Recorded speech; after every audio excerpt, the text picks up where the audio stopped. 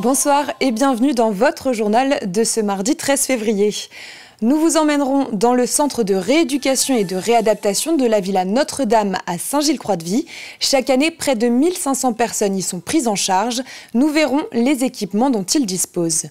Nous irons du côté de Mouilleron-le-Captif où la 5G est déployée. Ce réseau très haut débit est 3 fois plus rapide que la 4G. Une bonne nouvelle pour les habitants et les entreprises du territoire. Enfin, nous plongerons dans les coulisses de la préparation du bateau de Benjamin Dutreux en vue du Vendée Globe.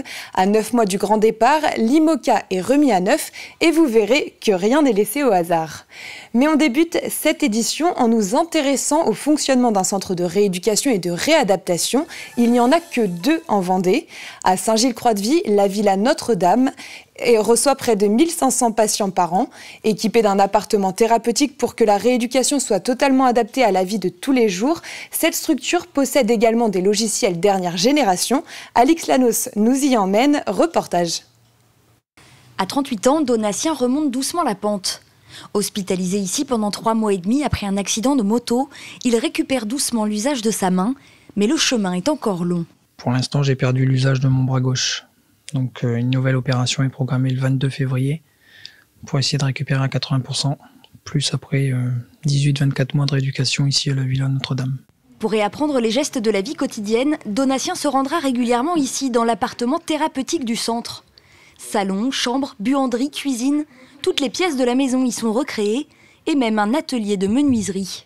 Ça va permettre, à travers une activité signifiante pour eux, de faire travailler les objectifs de rééducation qu'on a habituellement. On va essayer de reproduire au maximum ce qui pourrait être amené à réaliser chez eux. On va avoir une partie chambre où là on va pouvoir travailler aussi tout ce qui est transfert au lit, aller mettre le linge dans une armoire. On va avoir la partie cellier avec la machine à laver, les tankervilles et la planche à repasser. Dans la cuisine, les patients de l'école du dos sont au travail. 4 patients hospitalisés pendant 4 semaines apprennent à adapter leur posture à leur pathologie. Par exemple, vider un lave-vaisselle ou ranger de la vaisselle, soit un petit peu en hauteur, soit en position basse. Voilà. L'établissement accueille environ 1300 patients par an, avec des profils et des pathologies très variées. On a 2 grands types de patients, soit des affections de l'appareil locomoteur avec des opérations d'articulation, donc genoux, épaules ou hanches, aussi des amputations. Et puis après, on a des affections neurologiques avec plutôt des AVC, des scléroses en plaques, des Guillain-Barré, des pathologies neurologiques. En fonction de son profil et de ses habitudes de vie, chaque patient définit avec son médecin un programme de soins. Donc le patient aura des séances de kinésithérapie, d'ergothérapie, de la rééducation en orthophonie, sur le plan neuropsychologique, un suivi diététique, psychologique. Et surtout, nous avons des éducateurs sportifs qui font de l'activité physique adaptée, qui est un bon complément aussi pour un retour à la vie normale. Centre de proximité financé par l'ARS, la Villa Notre-Dame accueille en priorité les patients vendéens. Mais difficile de répondre à toutes les demandes. Avec ses 75 lits d'hospitalisation complète, l'établissement ne peut accepter qu'une demande sur 10. Les salariés de Maître Coq sont en colère et ont décidé de se mettre en grève entre 11h et 14h hier. Sur les 300 employés, une soixantaine s'est retrouvée devant les locaux de l'entreprise vendéenne à Saint-Hermine. Ce mouvement fait suite à un échec des négociations avec la direction. Les syndicats demandent le droit de poser ses congés en septembre et une augmentation de 200 € brut par salarié. Ce à quoi la direction a proposé une augmentation de 3% brut. La grève pourrait se prolonger si les discussions n'aboutissaient pas. La semaine 19, on n'a pas le droit de poser ni de congé, ni de RTT, rien du tout. Parce qu'il y a 2 jours fériés, le mercredi et le jeudi. On a prévenu la direction que si on n'aboutissait à rien, et si ça, on n'avait pas ce qu'on voulait, que la semaine 19, on débrayerait. Alors on ne sait pas encore si on débrayera toute la semaine ou que 2 jours, mais on ne cessera pas faire. Nous avons contacté la direction qui ne souhaite pas s'exprimer avant le rendez-vous de négociation prévu le 21 février prochain. La 5G se déploie à Mouilleron-le-Captif. Orange y ouvre son réseau très haut débit. 36 communes vendéennes sont déjà équipées, notamment les villes du littoral, afin de répondre à l'afflux de touristes en période estivale. Le déploiement à Mouilleron-le-Captif est une bonne nouvelle pour les habitants et les nombreuses entreprises du territoire. La 5G est 3 fois plus rapide que la 4G. Nous sommes sur un territoire où D'une part, il y a une activité importante avec notamment le vent d'espace, avec le site de Beaupuy, un développement des entreprises sur la zone économique qui est aussi important et bien évidemment améliorer la qualité de service ou permettre à tous nos usagers de bénéficier de performances technologiques plus importantes pour fluidifier l'information et je dirais augmenter les performances, en tout cas, nous paraissent bien évidemment bienvenues. L'heure des choix d'orientation approche et pour aider les élèves à trouver leur voie, les établissements ouvrent leurs portes. Le week-end dernier, c'était au tour de la Chambre des métiers de l'artisanat de La Roche-sur-Yon.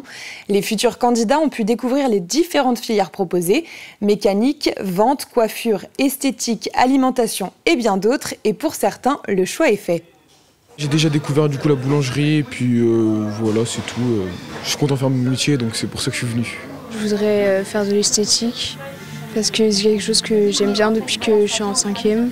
Je viens voir le métier de coiffure pour voir ce qui pourrait me plaire.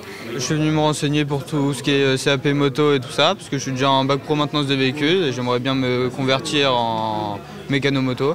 Donc je suis venu prendre des renseignements, voir comment était l'atelier.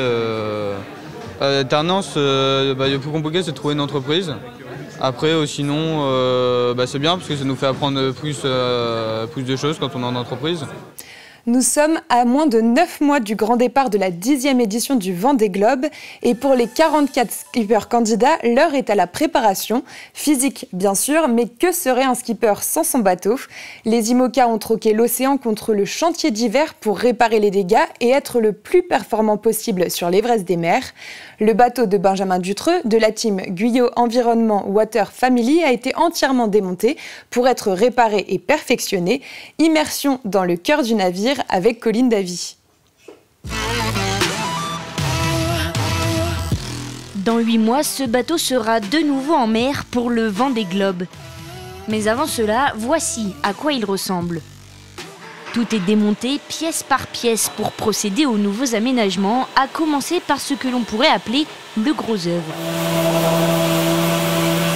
Alors là, on est sur une mission d'optimisation de poids et d'optimisation de confort de vie pour Benjamin à l'intérieur. Donc on est en train d'enlever ce qu'on appelle les ballasts, qui sont des gros caissons qu'on peut remplir d'eau de façon à rééquilibrer le bateau au besoin. Et vu que Benjamin s'en servait relativement peu de ces ballasts-là, on enlève tout ce qui ne sert à rien et du coup on gagne un poids assez conséquent là-dessus. Ça joue sur la performance globale du bateau. Globalement, un bateau plus léger, c'est un bateau qui peut aller potentiellement plus vite. Pour améliorer cette performance, le bateau change aussi d'aspect.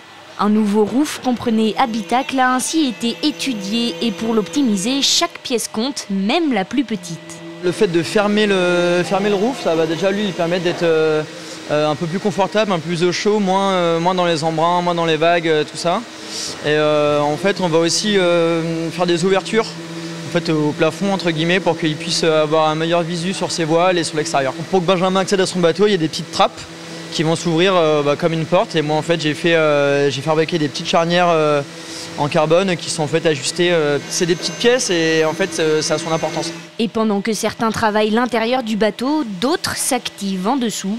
Car les nouveautés n'ont d'importance que si les pièces maîtresses sont fonctionnelles et au fil des courses, certaines lâchent ou s'abîment. Pendant la transat, il y a eu le greffage qui a pété. Donc en fait, là, on fait en sorte de revenir à la structure originelle pour étancher la zone et la renforcer en fait. On repère les zones qui ont souffert en fait, parce que cette zone-là, c'est des zones qui travaillent beaucoup, donc qui sont vachement sollicitées. Donc à chaque fois, on contrôle et s'il y a un truc qui est pété, il faut le refaire quoi, pour que lui, après, il parte en mer vraiment serein quoi en fait. Si le bateau en lui-même est bientôt prêt, avant de repartir serein, il reste maintenant tout un travail pour l'équiper. Demain, nous verrons la deuxième partie de ce reportage consacré au travail des équipements du bateau. Mais en parlant du Vendée Globe, un scandale secoue le monde de la voile. En cause, un mail anonyme qui dénonce une triche lors de la 9e édition de la course. 2 marins, un à terre, l'autre en mer, auraient échangé des informations concernant la météo. C'est ce qu'on appelle du routage et c'est formellement interdit par le règlement. Le président de la Fédération française de voile a demandé l'ouverture d'une instruction. Aucun nom n'a été dévoilé, mais les 2 skippers seraient serait candidat à l'édition 2024. Alain Leboeuf, le président du Vendée Globe, a précisé dans un communiqué qu'il faisait totalement confiance à l'autorité sportive référente et qu'il attendrait les conclusions de son enquête. Tout autre sujet, conserver et promouvoir la culture populaire, c'est la volonté de la Soulaire. L'association prépare la 28e édition de son Grand Bal Poitevin qui aura lieu le 2 mars prochain à la salle du Bourg-sous-la-Roche. Une soirée musicale et conviviale est proposée. Au programme, un dîner-cabaret à partir de 18h avec des produits vendéens et à partir de 21h, ce sera le Grand Bal. Si vous êtes intéressé, vous avez jusqu'au 26 février pour réserver votre repas. L'entrée du bal, elle, est sans réservation et pas besoin de savoir danser. On n'est pas obligé de venir au bal parce qu'on sait danser. On peut venir pour découvrir. Et là, Olivier se met, comme il en a l'habitude, au milieu des danseurs et montre un petit pas de danse. Et les danseurs aguerris vont chercher le public, l'entraînent pour lui faire partager ce moment festif, quoi. Qu'il faut faire des temps forts où les musiciens, les chanteurs vivent quelque chose en commun, vivent une culture de notre pays, quoi. Et on revient pour finir sur l'initiative originale de l'association Quartier d'artistes de Jars-sur-Mer. Pour inciter les gens à admirer leur exposition, les artistes ont réalisé un long métrage autour de leur travail, l'occasion de mêler le 7e art à l'art plastique. L'association a investi le hall du cinéma des Ormeaux pour cette projection qui avait lieu samedi dernier. Vous pouvez retrouver notre interview sur notre site internet tvvendée.fr. C'est la fin de ce journal, merci de l'avoir suivi. Rendez-vous demain à 7h dans la matinale pour la suite de l'actualité vendéenne. Très bonne soirée.